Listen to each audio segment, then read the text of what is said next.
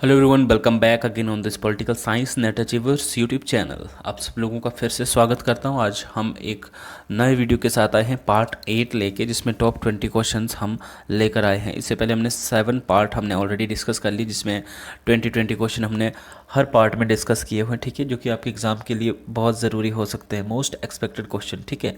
तो आज ये हमारा 8th पार्ट है इस सीरीज़ का, जिसमें हम कुछ नए 20 इंपॉर्टेंट क्वेश्चंस के बारे में बात करेंगे, ठीक है। अगर आप मेरे चैनल पर नए हो, मेरे चैनल को अभी तक सब्सक्राइब नहीं किया है, तो मेरे चैनल को सब्सक्राइब ज़रूर कर दीजिए और बेल आइकन को भी प्रेस कर दीजिए, ताकि आपको अपकमिंग वीडियोज़ की नोटिफिकेशन मिलती रहे। देखिए, द बुक, पहला जो क्वेश्चन है, बुक है इसमें पॉलिटिकल कंटिन्यूटी एंड चेंज, ठीक है। ये बुक किसकी है? पीटर एच मार्कल की बुक है, और ये प्रीवियसली भी ये बुक पूछी जा चुकी है। मैच करने के लिए जब बुक्स पूछी जाती है, ठीक है, तो पहले भी ये आ चुकी है बुक, और हमने यहाँ पे भी मोस्ट एक्सपेक्टेड की लिस्ट में रखा है हमने इस क्वेश्चन को। Political continuity and change, Peter H Merkl. आपने मुझे कमेंट बॉक्स में ईयर बताना है कि कौन सी ईयर बुक लिखी गई है, ठीक है। नेक्स्ट क्वेश्चन है the concept of creative freedom. देखिए, मैकफर्सन से मैंने आपको कहा है कि एक तो इनका पॉजिटिव इंडिविजुअलिज्म और एक क्रिएटिव फ्रीडम, ये दो चीज़ें बहुत इंपॉर्टेंट है, जो सीबी मैकफर्सन से पूछी जाती है, ठीक है। तो concept of creative freedom is given by who? CB Macpherson, ठीक है। सीबी मैकफर्सन बहुत इंपॉर्टेंट है, इनसे काफ़ी सारे क्वेश्चन पूछे जाते हैं, ठीक है। इनके जो एक डेमोक्रेसी का जो एक कैटेगराइजेशन उन्होंने की हुई है, ठीक है, अलग अलग थिंकर्स के आइडियाज़ को उन्होंने अलग अलग कैटेगरी में एज ए डेमोक्रेसी के तौर पर रखा कि किसने किस तरह की डेमोक्रेसी की बात की है, ठीक है। तो ये वो कैटेगराइजेशन भी पूछी जा सकती है, इनकी बुक्स पूछी जा सकती है, और इनका आइडिया जैसे creative freedom and positive individualism, ठीक है, स्वतः मूलक व्यक्तिवाद, ये सारी चीज़ें जो है इनसे रिलेटेड बहुत इंपॉर्टेंट है, जो एग्ज़ाम में पूछी जा सकती है, ठीक है। Now the third question, the real word of democracy written by Macpherson is देखिए, रियल वर्ड ऑफ डेमोक्रेसी जो कि रिटन बाय मैकफर्सन के द्वारा जो रियल वर्ड ऑफ डेमोक्रेसी लिखी गई है, ठीक है, is a phenomena, is a 60s phenomena, ठीक है। 60 के दशक का ये फिनोमिना है, ठीक है। क्योंकि मान लीजिए इस तरह से भी क्वेश्चन आ सकता है आपको, जिसमें ये पूछा जा सकता है कि the real word of democracy written by CB Macpherson is a 60s phenomena, 70s phenomena, 50s या 80s, तो आप क्या कहोगे, ठीक है। तो ये 60s का फिनोमिना है, ठीक है। नेक्स्ट क्वेश्चन है, मैच करने के लिए मैंने क्वेश्चन ये डाला है, ठीक है। A society with all powers to the trade union, ठीक है, मतलब एक ऐसा समाज जिसमें सारी पावर्स किसके हाथ में हो? Trade union. तो उसको हम किस तरह की सोसाइटी कहेंगे, या किस तरह का एक समाजवाद कहेंगे? तो दैट इज़ सिंडिकलिज्म। अब सिंडिकलिज्म में आपको पता ही होगा, जिस तरह से हमने बात की थी ऑलरेडी, जो सोशलिज्म के बारे में बात की थी, तो सोशलिज्म की अलग अलग वैरायटीज़ में हमने, जैसे मान लीजिए उसमें हमने फेमिनिज्म की बात की है, सिंडिकलिज्म की बात की है, जर्मन आइडियलिज्म की बात की है, ठीक है। तो एक यहाँ पे सिंडिकलिज्म भी है, और सिंडिकलिज्म के अंतर्गत क्या होगा, जब सिंडिकलिज्म आएगा तो उसमें क्या होगा, सोसाइटी होगी जिसमें सभी पावर्स किसके हाथ में होगी? ट्रेड यूनियन के हाथ में होगी, ठीक है। किसी कैपिटलिस्ट के हाथ में नहीं होगी, किसी लेबर के हाथ में नहीं, बल्कि जो ट्रेड यूनियंस होंगी, ठीक है, जो व्यापार संघ होंगे, उनके हाथों में जो है पावर्स होंगी सारी सोसाइटी में, ठीक है। तो उस सोसाइटी को क्या कहा जाएगा? सिंडिकलिज्म, ठीक है। Now next one, justification of powerful state, ठीक है। पावरफुल स्टेट की जस्टिफिकेशन किस में की जाती है? फासिज्म में। फासीवाद में क्या माना जाता है कि एक पावरफुल स्टेट ही कहीं ना कहीं इंडिविजुअल के सर्वाइवल के लिए हेल्प कर सकता है। मीन्स यहाँ पे जो है किस बात पे जोर दिया जाता है? स्टेट को पावरफुल बनाने पर, ठीक है। स्टेट को पावरफुल बनाने पर जोर दिया जाता है। इसमें ना तो इंडिविजुअल के राइट्स की बात होगी, ना तो इंडिविजुअल से किसी भी तरीके के मतलब ये कि इंडिविजुअल जो है वो किसी भी तरीके से अपने राइट्स के लिए या अपनी लिबर्टी के लिए यहाँ पे आवाज़ नहीं उठा सकता, बल्कि इंडिविजुअल के साथ इंडिविजुअल से सिर्फ ड्यूटीज़ एक्सपेक्ट की जा सकती है, ठीक है। इसमें कि आपको ये करना चाहिए, आपको ये करना चाहिए, जबकि आप स्टेट के अगेंस्ट नहीं जा सकते, क्योंकि यहाँ पे स्टेट को पावरफुल बनाना है, ठीक है, फांसीवाद के अंतर्गत, ठीक है। इंडिविजुअल की लिबर्टी, उसके राइट्स को जो सप्रेस किया जाता है और स्टेट को आगे रखा जाता है, इंडिविजुअल को बाद में रखा जाता है। मीन्स राज्य क्या है, यहाँ पे एंड है, और इंडिविजुअल कैसा है? मीन्स है, ठीक है। व्यक्ति को साधन माना गया और राज्य को साध्य माना जाता है फांसीवाद के अंतर्गत, और एक पावरफुल स्टेट बनाने की बात बात की जाती है, ठीक है। नेक्स्ट क्या था, a system of emphasising liberty and dignity of the individual. अब ये इसके बिल्कुल अगेंस्ट है, ठीक है। फांसीवाद में हमने क्या देखा कि व्यक्ति की लिबर्टी और उसकी डिग्निटी या उसकी इक्वालिटी पे कोई जोर नहीं दिया जाता, जबकि लिबरलिज्म के अंतर्गत क्या है, emphasising liberty and dignity of the individual. मतलब एक ऐसा सिस्टम है लिबरलिज्म जिसमें व्यक्ति की लिबर्टी या उसकी स्वतंत्रता या उसकी डिग्निटी, ठीक है, और डिग्निटी पर जो है इंडिविजुअल की जो है एम्फसाइज किया जाता है, ज़्यादा बल दिया जाता है, ठीक है।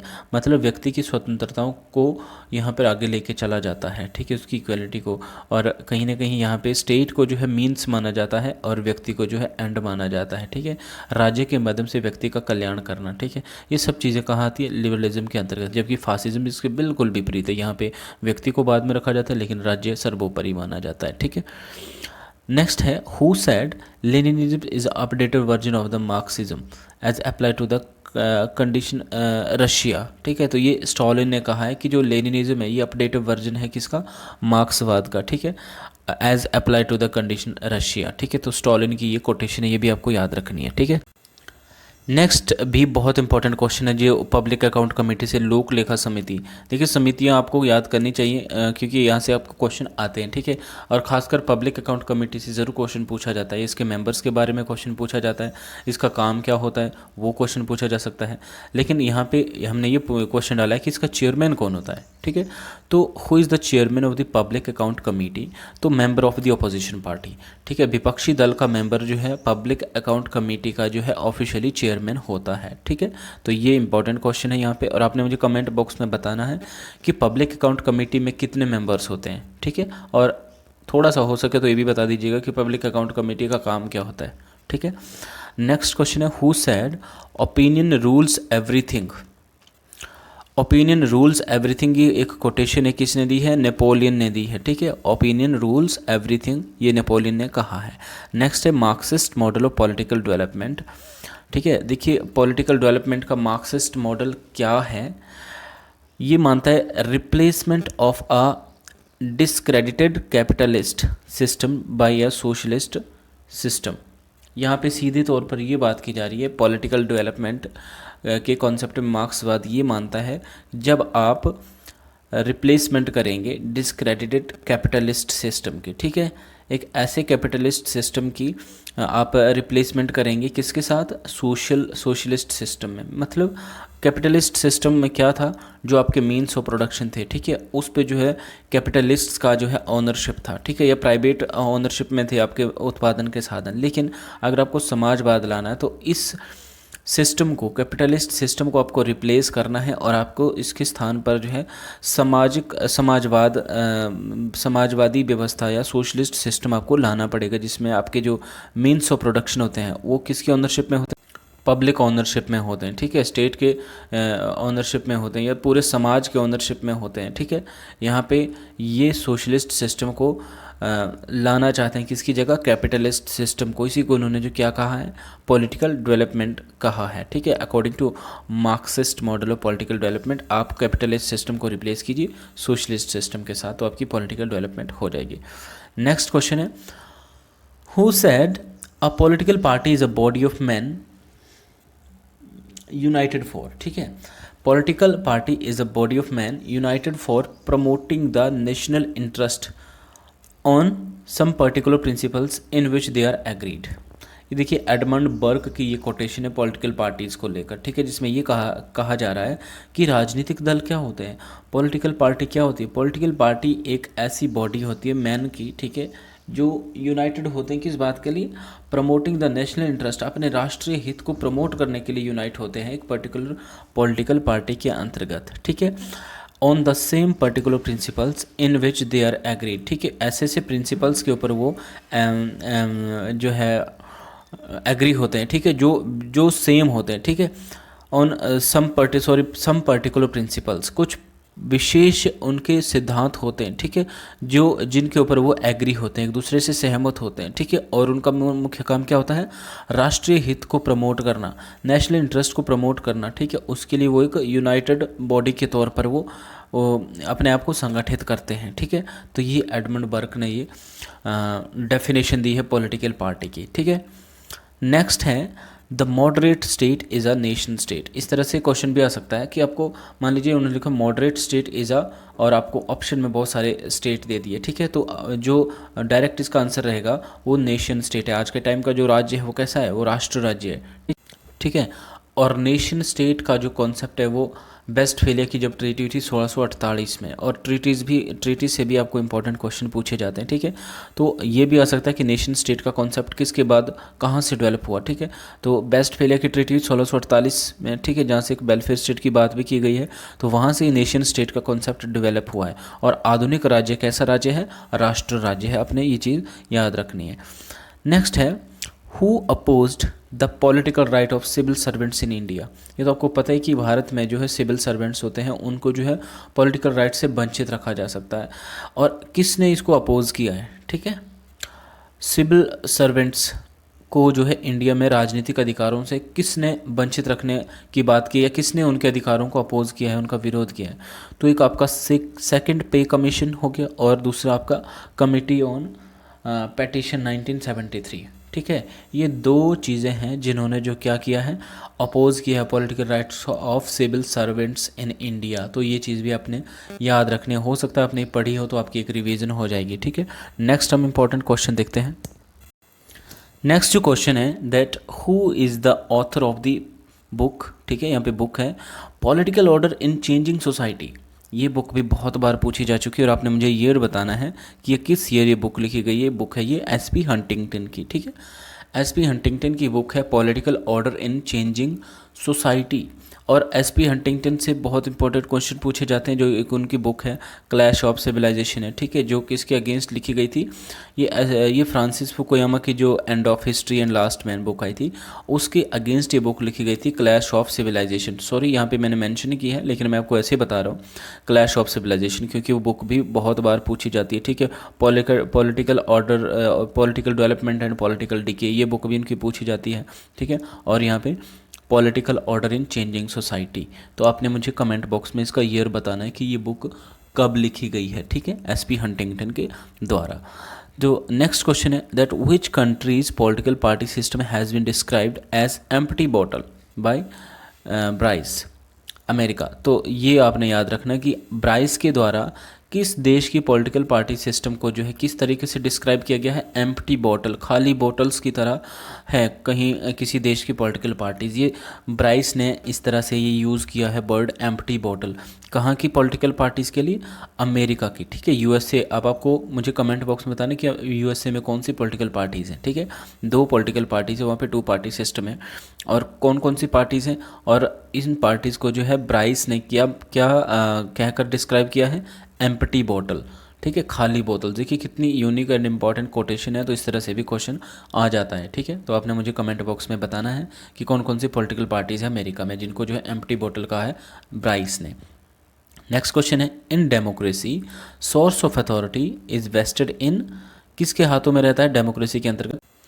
सोर्स ऑफ अथॉरिटी जो होती है डेमोक्रेसी में, ठीक है, लोकतंत्र में जो सत्ता का जो स्रोत है, ठीक है, किसके हाथ में रहता है, ये पीपल्स के हाथ में रहता है। आपने यहाँ पे ये कन्फ्यूज़ नहीं होना है। लोकतंत्र में हमने क्या देखा, लोकतंत्र की अगर हम परिभाषा की बात करते हैं कि भाई लोगों के द्वारा लोगों के लिए लोगों की बनाई हुई सरकार, मतलब सरकार को किसने बनाया, लोगों ने। किसके लिए बनाया, लोगों के लिए, है ना। तो लोगों की ही सरकार है, ठीक है, लोगों के द्वारा लोगों के लिए बनाई गई एक सरकार है। तो ऑब्वियसली जो पावर है, ठीक है, जो अथॉरिटी है उसका मेन सोर्स क्या रहेगा, पीपल ही रहेंगे। लोग चाहेंगे तो डेमोक्रेसी में ऐसे ऐसे टूल्स होते हैं, ठीक है, जिससे लोग जो हैं चेंज कर सकते हैं गवर्नमेंट में। या इलेक्शन जो सबसे बड़ा मेथड है कि आप जब इलेक्शन होता है जब लोकतंत्र के अंतर्गत, तो लोग ही होते हैं जो पावर में किसी भी पॉलिटिकल पार्टीज़ को ला सकते हैं और किसी भी पॉलिटिकल पार्टीज़ को जो पावर से बाहर निकाल सकते हैं। तो ये लोगों के हाथ में ही सारा रहता है। यहाँ पे अपने ये कंफ्यूज नहीं होना कि की पावर जो है वो कॉन्स्टिट्यूशन के हाथ में होती है। ये अथॉरिटी, सोर्स ऑफ अथॉरिटी हो सकता है कॉन्स्टिट्यूशन दें, पॉलिटिकल पार्टी दें, ठीक है, या मान लीजिए प्रेसिडेंट दें। आपने क्या लिखना है यहाँ पे, पीपल, तो ऑप्शन में आपके साथ ऑप्शन में आपको कॉन्स्टिट्यूशन दिया जा सकता है कि जी क्या सोर्स ऑफ अथॉरिटी कॉन्स्टिट्यूशन है, क्या source of authority political party है, या सोर्स ऑफ अथॉरिटी पीपल है। तो आपने बस ये याद रखना है कि लोगों से ही है सब कुछ, ठीक है। तो in democracy the source of authority is vested in the peoples, ठीक है, लोगों के हाथ में रहती है सारी चीज़ें। Next question, the term bureaucratie was first coined by Gournay, ठीक है।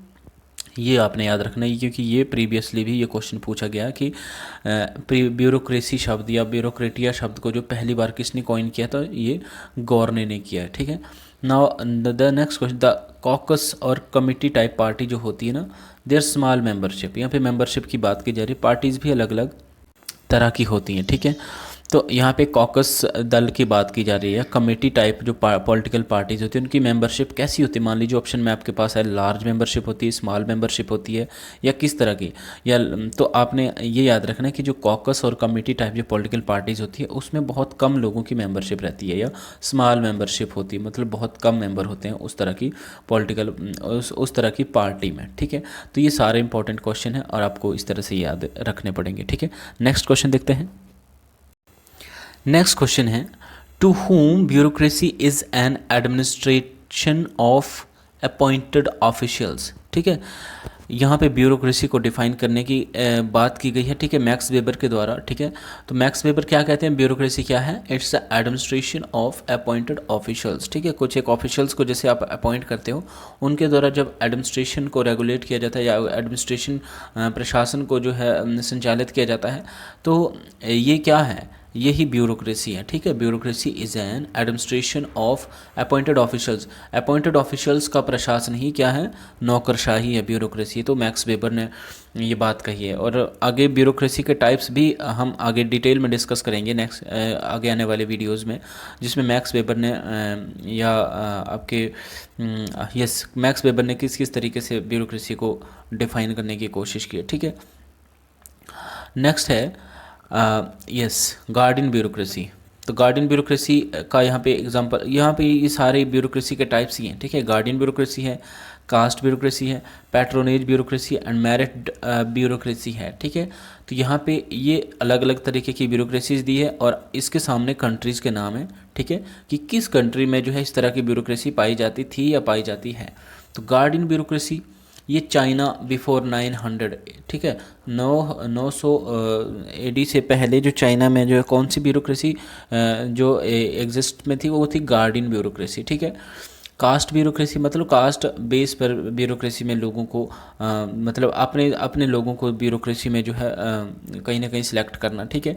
तो ये एंशिएंट इंडिया का ये सिस्टम था, जो वहाँ पे क्या होता था, ब्यूरोक्रेसी में सिर्फ वही लोग जाते थे जिनकी अप्रोच होती थी या जिनका जो अपने अपनी कैटेगरी अपनी अपनी कास्ट के लोग होंगे, ठीक है, उन्हीं को ब्यूरोक्रेसी में ले जाना, ठीक है। तो ये कास्ट ब्यूरोक्रेसी एंशिएंट इंडिया में पाई जाती थी। Patronage bureaucracy, patronage bureaucracy, patronage का मतलब क्या होता है, संरक्षक, अपना संरक्षण, ठीक है। पैट्रोनेज ब्यूरोक्रेसी का जो एग्जांपल था वो UK before the 19th century, ठीक है। 19वीं शताब्दी से पहले यूनाइटेड किंगडम में कैसी ब्यूरोक्रेसी पाई जाती थी, पैट्रोनेज ब्यूरोक्रेसी, जिसमें क्या होता था, ज़्यादा से ज़्यादा अपने ही लोगों को मतलब आगे करना, ठीक है, अपने हित के लिए, अपने इंटरेस्ट को पूरा करने के लिए ब्यूरोक्रेसी में अपने लोगों को भेजना, ठीक है। इस तरीके से पैट्रोनेज ब्यूरोक्रेसी कहाँ पे थी, यूनाइटेड किंगडम में बिफोर 19th सेंचुरी। और मेरिट ब्यूरोक्रेसी, मेरिट ब्यूरोक्रेसी क्या होती है कि गुणों के आधार पर, क्षमता के आधार पर, आपकी कैपेबिलिटी के आधार पर जो है आपको ब्यूरोक्रेसी में जब अपॉइंट किया जाता है। और ये एग्जांपल है प्रेजेंट डे इंडिया, ठीक है। आज के वक्त में भारत में ना तो किसी तरीके की पैट्रोनेज ब्यूरोक्रेसी है, ना कास्ट ब्यूरोक्रेसी है, ना गार्डियन ब्यूरोक्रेसी है, ठीक है। यहाँ पे क्या है, मेरिट ब्यूरोक्रेसी है। मतलब आपको जो है ब्यूरोक्रेसी में जब अपॉइंट किया जाता है तो उससे पहले का प्रोसेस होता है, ठीक है, आपका एग्ज़ाम होता है, आपके इंटरव्यूज़ होते हैं, बहुत सारा की प्रोसेसेस होती है जिनको क्वालिफाई करने के बाद ही आपको जो ब्यूरोक्रेसी में भेजा जाता है, ठीक है। तो प्रेजेंट डे इंडिया की ब्यूरोक्रेसी कैसी है, मेरिट ब्यूरोक्रेसी, ये भी आपने याद रखना इस तरीके से। नेक्स्ट क्वेश्चन है, who criticized the power and authority of bureaucracy as new despotism. New despotism मतलब नवीन तानाशाही इसको हिंदी में कहा जाता है, और ये क्वेश्चन बहुत बार आप प्रीवियसली भी पूछा जा चुका है, ठीक है। तो लॉर्ड ह्यूवर्ट ने जो है ब्यूरोक्रेसी को क्रिटिसाइज़ किया है as a power and authority bureaucracy as new despotism. मतलब उन्होंने ये कहा कि ब्यूरोक्रेसी की जो पावर और अथॉरिटी है, ठीक है, ये अब एक नवीन तानाशाही है, एक नई किस्म की तानाशाही है जो ब्यूरोक्रेसी करती है, ठीक है। ब्यूरोक्रेसी की जो पावर और अथॉरिटी है, ठीक है, इसी को जो है नवीन तानाशाही कहा गया है लॉर्ड ह्यूवर्ट के द्वारा, ठीक है। ये क्वेश्चन भी पहले पूछा भी जा चुका है और ये इंपॉर्टेंट है, ठीक है। Next and last question of this video, a bureaucrats symbolize a man eminent for, ठीक है। Bureaucrat symbolize a man eminent for, किस चीज़ के लिए वो सिंबलाइज किया जाता है, एमिनेंट होता है जो एक ब्यूरोक्रेट होता है, ठीक है, वो किस बात का एमिनेंट होता है। देखिए, एक्सपीरियंस होता है, नॉलेज होता है एंड रिस्पॉन्सिबिलिटीज़ होती है, ठीक है। ये 3 गुण होते हैं जो एमिनेंट किसी भी पर्टिकुलर पर्सन के अंतर्गत ये गुण रहते हैं, एक्सपीरियंस, नॉलेज एंड रिस्पॉन्सिबिलिटी। तो ये ब्यूरोक्रेट्स को सिंबलाइज करता है, ठीक है। यहाँ पे ब्यूरोक्रेट्स, आप यूँ समझिए कि ब्यूरोक्रेट्स की विशेषताओं की बात की जा रही है कि उसके अंदर क्या चीज़ें होनी चाहिए, एक्सपीरियंस होना चाहिए, नॉलेज होनी चाहिए, रिस्पॉन्सिबिलिटी होनी चाहिए। ये सारे जितने भी हमने 20 क्वेश्चन आज के डिस्कस किए बहुत इंपॉर्टेंट है। उम्मीद करता हूँ आपने पहले के वीडियोस भी मुझे मेरे देखे होंगे, जो पहले हमने जितने भी क्वेश्चन डाले हैं, ठीक है। ये 8th पार्ट है हमारे 2020 सीरीज़ का, 8th पार्ट है, जिसमें आप ये मिला लीजिए कि आप ये समझ लीजिए कि आज हमारे लगभग 160 क्वेश्चन जो है कवर हो गए, ठीक है। अगर आप इन क्वेश्चंस को भी तैयार करते हो तो आई होप कि आपको लगभग, मैं आपको क्या कह रहा हूँ कि आपकी 50% तैयारी इन्हीं क्वेश्चंस को रिपीट या इन्हीं क्वेश्चन को रिवाइज करने से आपकी अच्छी तैयारी हो जाएगी, ठीक है। तो आप इन चीज़ों को हल्के में ना लें और इनको बार बार रिवाइज करते रहिए। कम टाइम में आपकी एक अच्छी तैयारी हो सकती है, एक रिवीजन अच्छी हो सकती है, ठीक है। बाकी अगर आप मेरे चैनल पर नए हो, मेरे चैनल को अभी तक सब्सक्राइब नहीं किया तो चैनल को सब्सक्राइब ज़रूर कर दीजिए, बेल आइकन भी प्रेस कर दीजिए ताकि आपको अपकमिंग वीडियोज़ की नोटिफिकेशन भी मिलती रहे, राइट। बाकी अब हम पॉलिटिकल थॉट भी शुरू करने वाले हैं, बहुत जल्द हम पॉलिटिकल थॉट पे वीडियोस लेके रहेंगे, ठीक है। और आई होप कि आपकी तैयारी बहुत अच्छे से चल रही होंगी और चलेंगी। तो मिलते हैं नेक्स्ट वीडियो में, तब तक जय हिंद, अपना ध्यान रखिए और पढ़ाई करते रहिए, ठीक है। थैंक यू सो मच, जय हिंद।